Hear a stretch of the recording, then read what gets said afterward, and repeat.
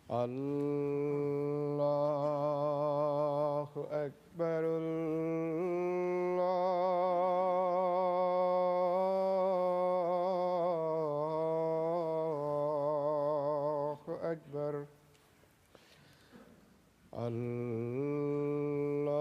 الله أكبر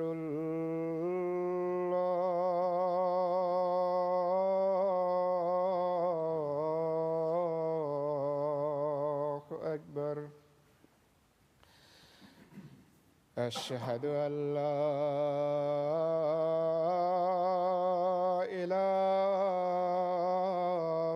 إله إلا الله أشهد أن لا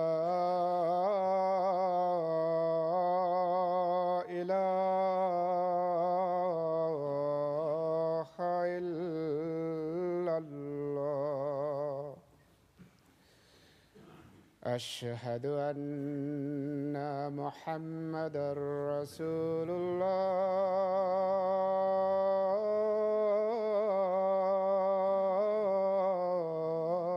الله أشهد أن محمدًا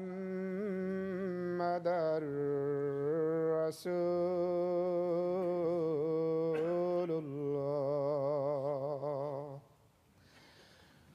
حي على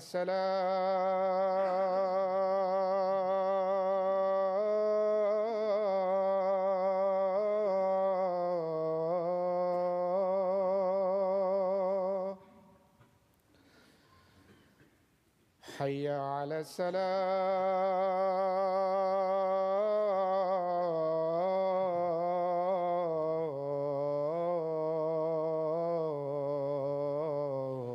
السلام حي على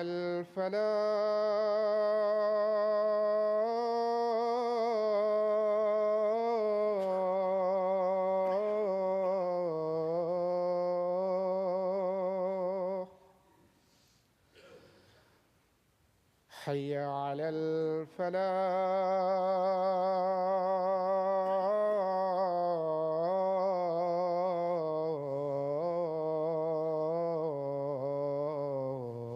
الفلاح الله أكبر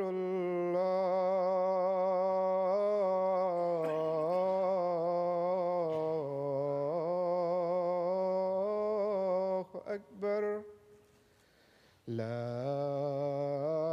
إله إلا الله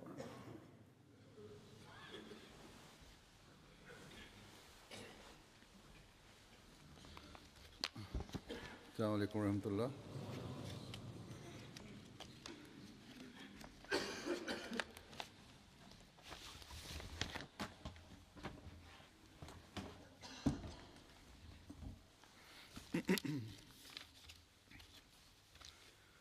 أشهد أن لا إله إلا الله وحده لا شريك له وأشهد أن محمدًا عبده ورسوله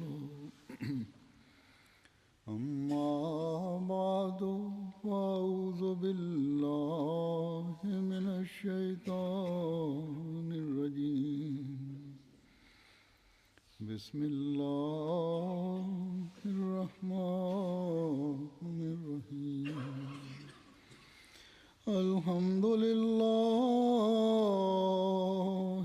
رب العالمين الرحمن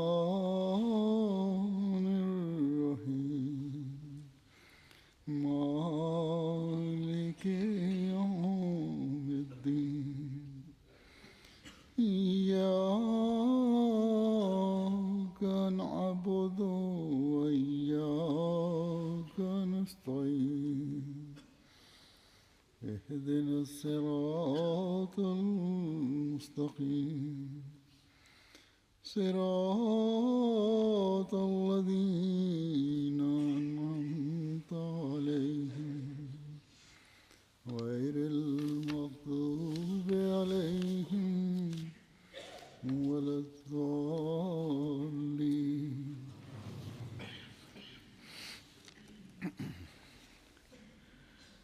اللہ تعالیٰ قرآن شریف میں فرماتا ہے کہ والذین آمنوا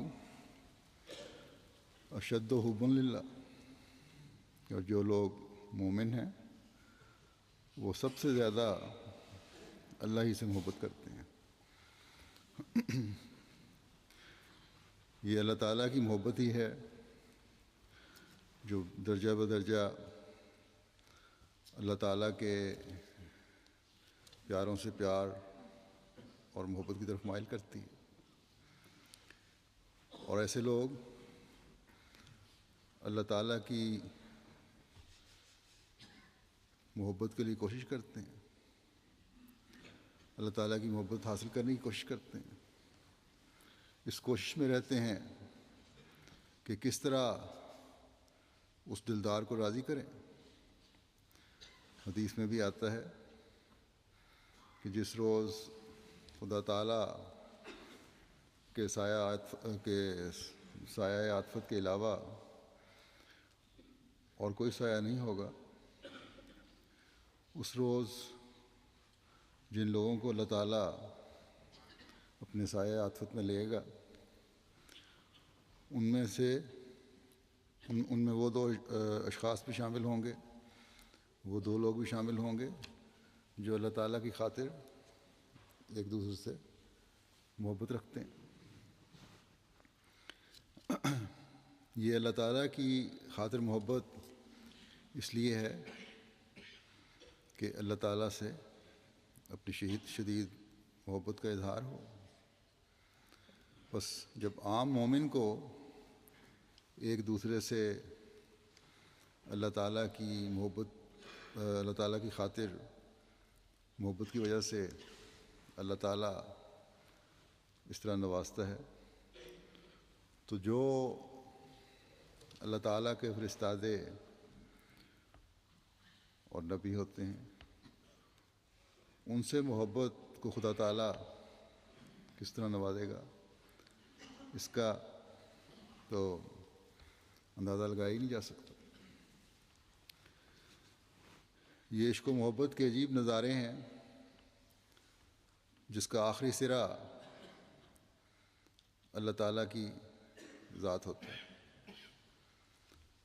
کتنے خوش قسمت ہیں وہ لوگ جو اپنے عشق و وفا کے نمونے دکھانے کے لیے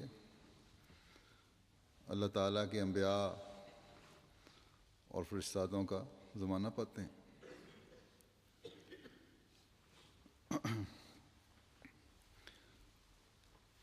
یہ نمونے دکھانے کا موقع ہم میں سے بعض کے باپ دادا کو بھی ملا، آبا و اجداد کو بھی ملا، جنہوں نے حضرت مسیح موعود علیہ السلام کا وقت پایا اور اپنی محبت اور پیار اور عقیدت اور احترام کا اظہار براہ راست آپ سے کیا، اور پھر آپ علیہ السلام کے پیار اور شفقت سے بھی حصہ لینے والے بنے.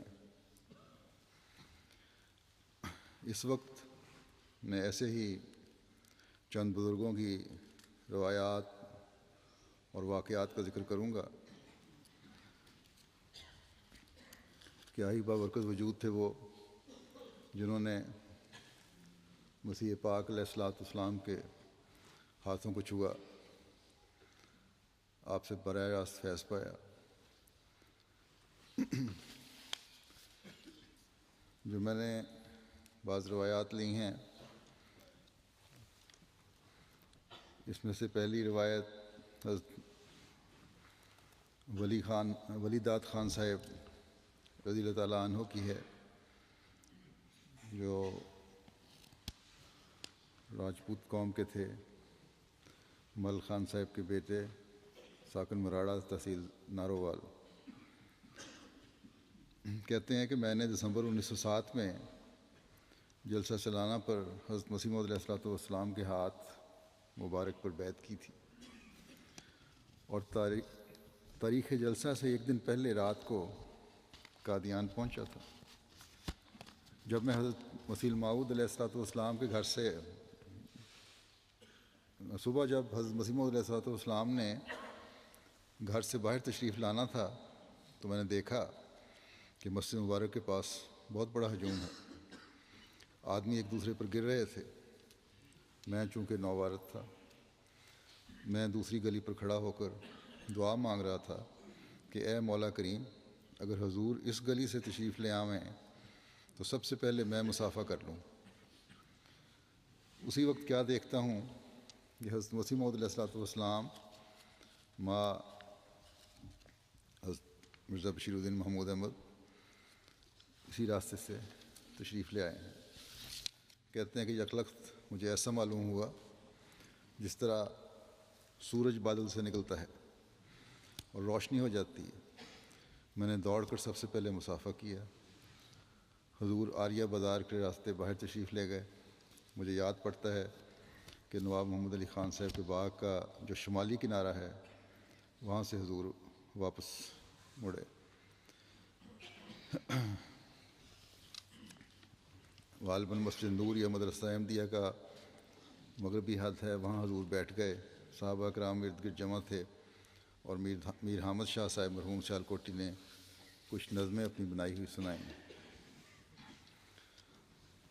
پھر حضرت مدد خان صاحب رضی اللہ تعالیٰ عنہ انسپیکٹر بیت المال قادیان، جو کہ راجہ فتح محمد خان صاحب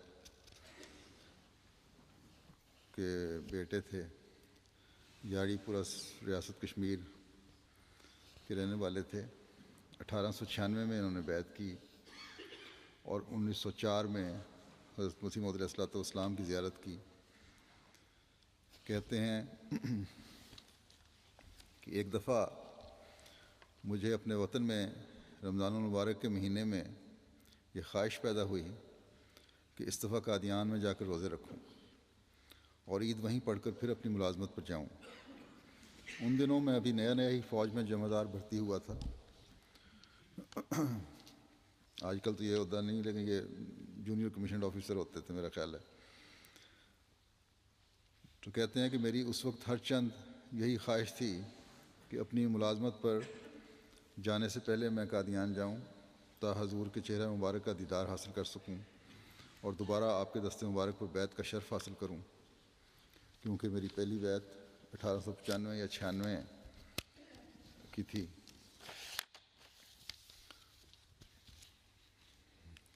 جو ڈاک کے ذریعے ہوئی تھی، خط کے ذریعے۔